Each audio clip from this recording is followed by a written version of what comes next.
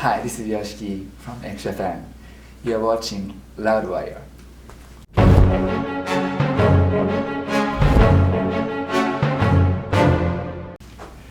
Hey everyone, it's Gruhamed here for Loudwire, and it's Wikipedia Fact or Fiction time with Yoshiki of Japan. Thank you so much for coming. I really appreciate it. Thank you for I having don't me. want to.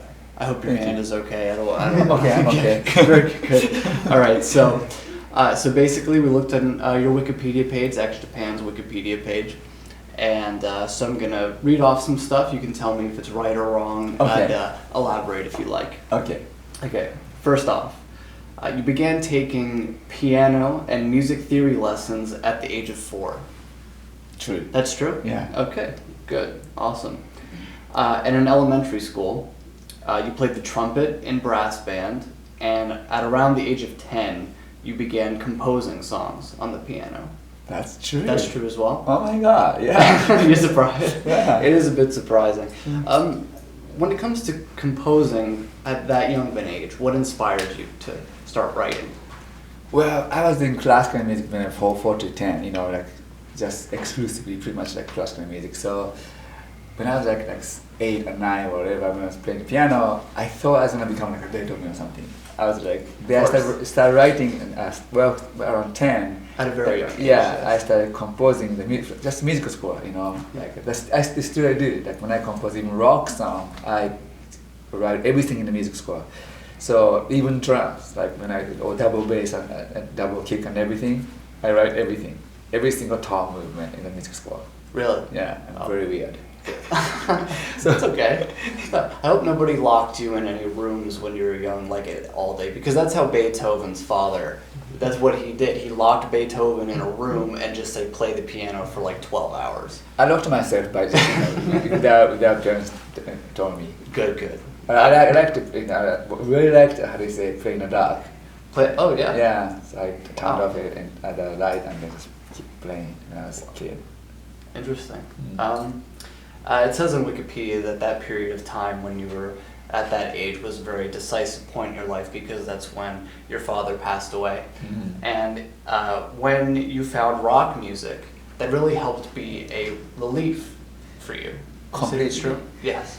Yeah, because he committed suicide. So it's like, I was very very angry. Of course he had pain too, but like, how about my mother? What about my brother? What's my family? Sure. We can just, so I was so angry and so depressed. Then, I wouldn't say that, but it's perfect timing I met rock.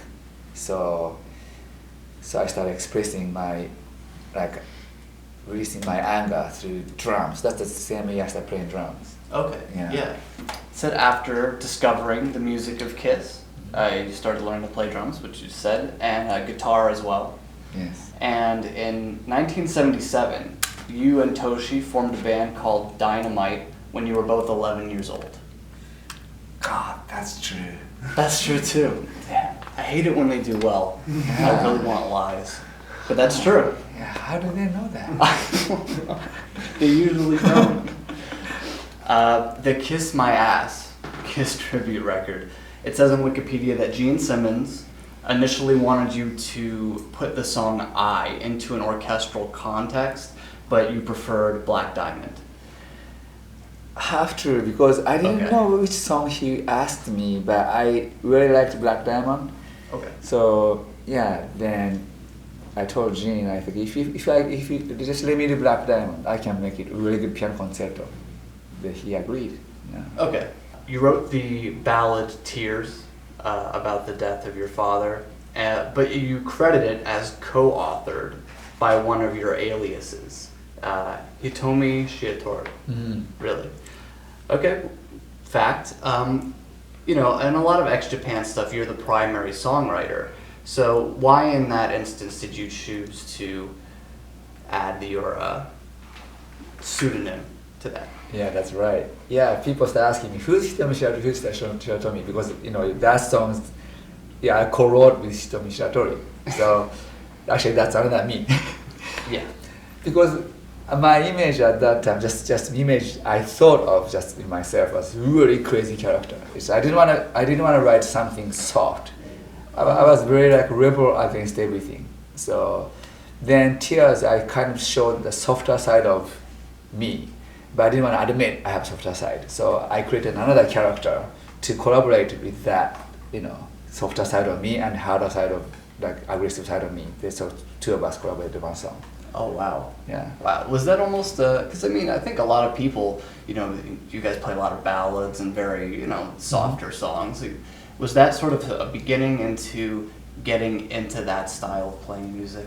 That too, yeah. Well, when I was doing a kind of thrash metal,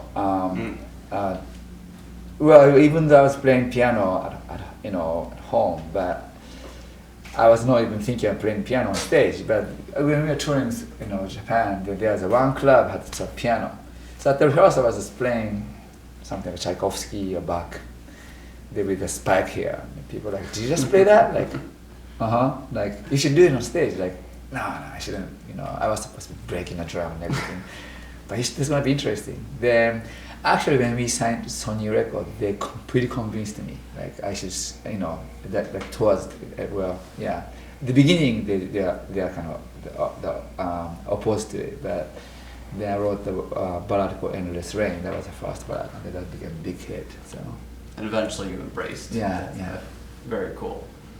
You normally wear a neck brace while you're playing after just a lot of years of headbanging while drumming. That's the reason? I think it's 4 years ago, I had a neck surgery. Okay. Yeah, so between vertebrae 55 and 6, they're almost like pinching nerves. So my left hand became kind of, after Taiwan show, this hand became numb. Like, oops, what am I gonna do? So then I did neck surgery and they carved my bone, made space. So I have a big scar right here, if you can see.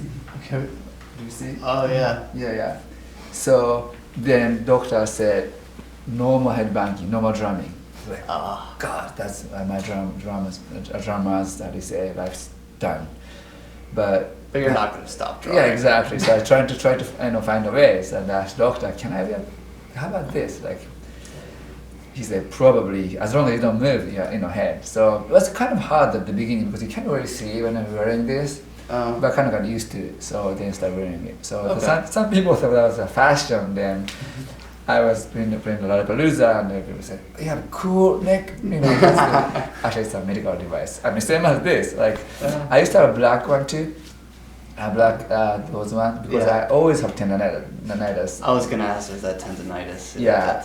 Actually, this year I got like 5 quarters on shot this side, 6 of them right here. And then, anyway, so when I first met Michael Jackson, second time, he happened to be in Japan.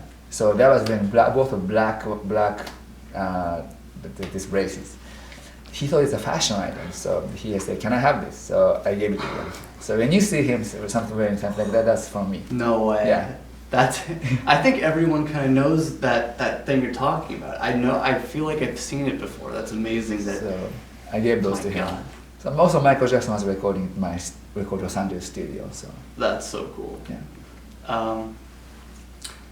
For earthquake and tsunami relief, you auctioned off one of your crystal grand pianos, which sold for $134,931, but in a weird, I guess, a glitch or something having to do with the funding, some offers were as high as 20 million. That's true. That's true. Actually, I was really pissed because I did it for good cause. That we really wanted to support the victims of tsunami and earthquake. Then I decided to donate my piano. Then there's Yahoo was handling this. Then they are like, something not right, something not good. Some people started auctioning. Some people started bidding without just fake bids. Fake bid. We had to stop the auction. We had to go back to zero again. They start, Then then they start doing again twice. Like so like we said, this is serious. It's not like some if I'm trying to make money for my own thing, like trying to sell something, it's okay, just but this is for the victim. So trying to do this, then some people just messed up that auction completely, but somehow we raised a little over $100,000. Still a lot. Yeah. You've partnered with researchers recently to investigate music as therapy. That's true. That's true. So does that stem back from originally getting into rock music after the passing of your father? It does. That too. Also, I have a niece. My niece had some heart surgery. Oh. Then the doctor, during the operation, doctor played my classical CD, music, during the operation. Really? Yeah, I didn't even know that. Like, Then I asked doctor, like, because that enhances your ability or something like that. I start thinking, like, that's so cool. So then, but when you're doing MRI, if you're an MRI, you hear that noise. Oh, sure. Oh, that's not very, So I tried every single thing. So we started thinking about talking to even the Toshiba or something like Mitsubishi company to create some kind of like a device can check your, the blood flow, the brain or something without making noise. So we got rented something from the device, and we had played C major or C minor or A minor, how brain reacts. We kind of checked it. Then we've been doing that kind of thing. How it reacts to different keys? Yes, key or like even super high note or something, really disturbing noise, or even like heavy metal versus classical music, something like that. Because some people say Mozart is good, but I need to really I would like to scientifically prove it. So that's why we've been doing it. But we learned whatever you're listening, like even rap or rap music or EDM, anything, that if you listen to the music you like, that enhances your ability to do anything, while you're even studying or even cleaning, or that's a fact. I think it enhances a certain percentage. So then I would like to do more research, like next, I don't know, it's going to be a lifetime project, next 10, 20 years. So eventually I would like to have a prescription for this music for you. That'd be amazing. Yeah. Thank you so much for stopping by. Thank you. Really appreciate it. Yoshiki, ex-Japan.